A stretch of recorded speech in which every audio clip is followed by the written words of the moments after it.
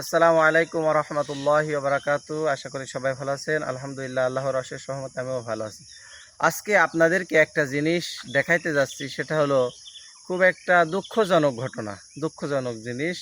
আসলে জিনিসটা আমার খুব দুঃখ লেগেছে, তাই আপনাদের সাথে একটু শেয়ার করছি। আপনারা যে মেন রোডের পর দাঁড়িয়ে আছি, দেখতে পাচ্ছেন এই রোডটা আপনার নতুন রোড, বেশি দিন হয় না, হয়তো মাস দেড়েক কি মাস দুই হয়েছে। কিন্তু কিছু কিছু কাজ হয়েছে এমনভাবে যে এই কাজগুলো, সরকারি কাজগুলো মানুষ তদারকি না করার কারণে এর থেকে মানুষ আসলে কতটুকু মানুষের মুখ থেকে শুনেছি যে মানুষ এর থেকে টাকা পয়সা অনেকগুলো খেয়ে নেয় বা অনেকগুলো মানুষ চাঁদা খেয়ে নেয়। আসলে এটা হচ্ছে কতটুকু সত্য তার প্রমাণ রোডেই আমরা দেখতে পাই, মানুষ বলে। তো আসেন আপনাদেরকে একটু দেখাই যে মর্মান্তিক ঘটনাটা। আসলে দেখেন, এই জায়গাটা একটু নিচে করো। এই যে রোডটা, এই রোডটা নতুন রোড, এই রোডটা নতুন রোড হয়েছে, কিন্তু রোডটার যে অবস্থা দেখেন, করো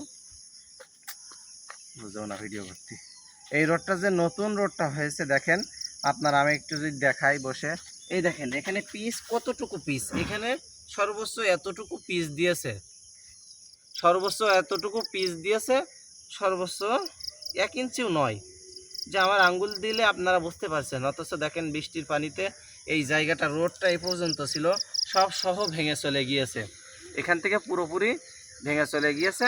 অথচ পিসের কোনো নেই, এর ভিতরে কোনো শক্তি নাই, ধরার মতো কোনো নাই।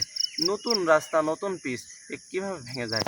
আসলে এটা আমি সারা মানুষের কাছে, সকলের কাছে এটা বলতে চাই, যাতে এটা সরকারের তদারকি পর্যন্ত যায়, যে এইগুলা আসলে আমাদের যারা সরকারি কর্মকর্তা আছেন তাদেরকে দেখা অবশ্যই প্রয়োজন, উচিত বলে আমি মনে করি। আল্লাহ হাফেজ, সকলে ভালো থাকবেন, আশা করি। আল্লাহ হাফেজ।